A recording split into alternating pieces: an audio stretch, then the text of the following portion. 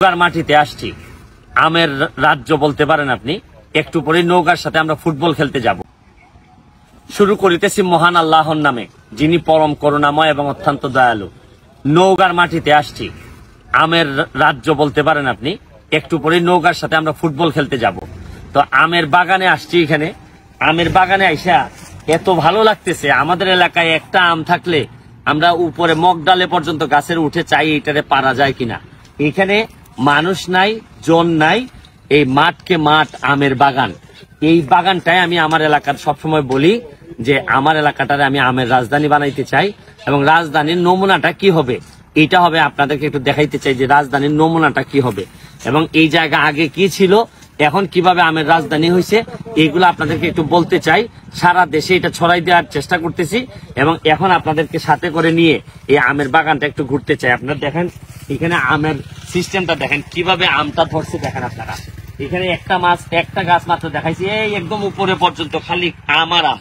এখানে আপনারা দেখেন, আসেন এদিকে আসেন, এই যে দেখেন, এই একটু স্পষ্ট করে দেখাই আমগুলা। এই যে দেখেন, এদিকে দেখেন, হ্যাঁ এই যে আম, আপনি এর মধ্যে আবার পাকা আমও পাবেন, এখান থেকে হাত দিয়ে পাকতে পারবেন। এই যে এদিকে আসুন, এই যে আমগুলা দেখেন। আচ্ছা এখন তো উপরের দিকে তাকায় আম দেখাচ্ছি, চলেন এইবার নিচেও যেতে হবে। এই যে নিচে দেখেন, এই জায়গা পর্যন্ত চলে আসছে আম, এই জায়গা পর্যন্ত চলে আসছে আম। পুরাটা বাগানটা দেখান একটু, এই যে বাগানটা আপনাদেরকে দেখাচ্ছি। এই যে দেখেন এরা এই পুরাটাতে খালি আম আর আম। আপনি কত আম খাবেন, এখানে আসার পর হয়তো আম খাওয়ার ওই রকম ইচ্ছা এখানে স্থানীয় লোকের আছে কিনা আমি জানি না।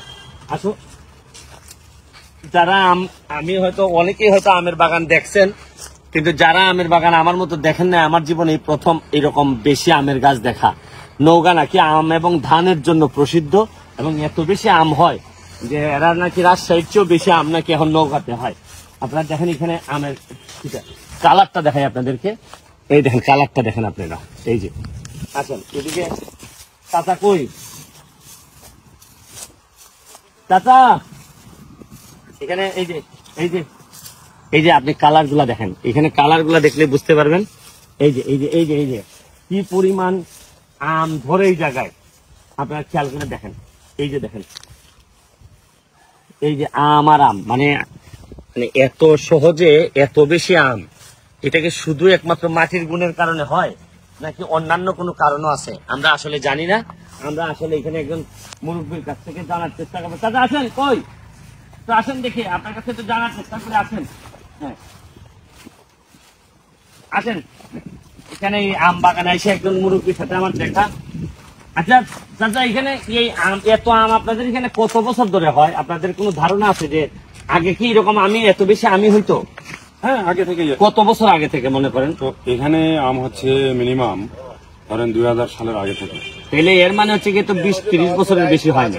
না না না। আচ্ছা এর আগে কেন আম হইতো না, কেন এখন কেন বেশি হয়? এখন তো আগে তো ধরেন অত মানে নিয়মগুলা জানতো না। ও নিয়ম না জানার কারণে? হ্যাঁ, এই আস্তে আস্তে মনে করেন বিভিন্ন বিনোদন এসে মানে দেখে দেখে অভিজ্ঞ।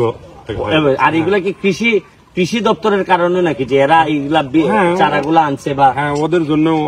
আর তারপরে মনে করেন যে আমাদের এই বছর বাগান যখন এখানে আসলো, বিভিন্ন ভাবে প্রশিক্ষণের কারণে এরা যে যত্ন করে, আমরা তো সাধারণভাবে যত্ন করতে পারি না।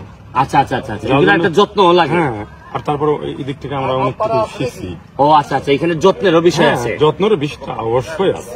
আচ্ছা আচ্ছা আচ্ছা, আপনারা একটা জিনিস খেয়াল করছেন যে ওনার বক্তব্য হচ্ছে গিয়ে 2000 সালের আগে এইভাবে আম ছিল না, এত ছিল না। এখন হচ্ছে গিয়ে মেইনলি আমটা বুম হয়েছে বা আমটা এত বেশি হয়েছে কারণ হচ্ছে গিয়ে বিভিন্ন ধরনের বৈজ্ঞানিক ডেভেলপমেন্ট বা উন্নতি হয়েছে এবং এই যে যত্নের কারণেই আম গাছগুলা। শুনেন, আমার হবিগঞ্জে এখন আম নাই, আগে 30 বছর আগে এখানে নওগাঁতেও এত আম ছিল না। এর মানে যদি আমরা ইচ্ছা করি আমাদের হবিগঞ্জেও দেখা যেতে বা সিলেটেরও বিভিন্ন জায়গায় অনেক আম আমরা নিয়ে আসতে পারবো। সুতরাং আমার একটা ইচ্ছা আছে, নিজের এলাকাটারে আমের রাজধানী করতে চাই।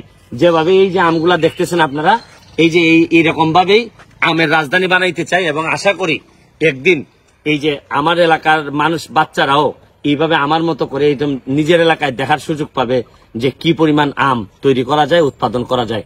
আজকের মতো বিদায় নিচ্ছি নওগাঁ থেকে, আমের রাজধানী বলতে পারি যে নওগাঁ থেকে বিদায় নিচ্ছি এবং একটা সংকল্প, একটা প্রমিস করে যাচ্ছি যে যদি বেঁচে থাকি তাহলে নিজের এলাকাটারেও এই যত্নের মাধ্যমে আমের রাজধানী বানাইতে চাই, নিজের হবিগঞ্জটাকেও বানাইতে চাই। ভালো থাকবেন, সুস্থ থাকবেন।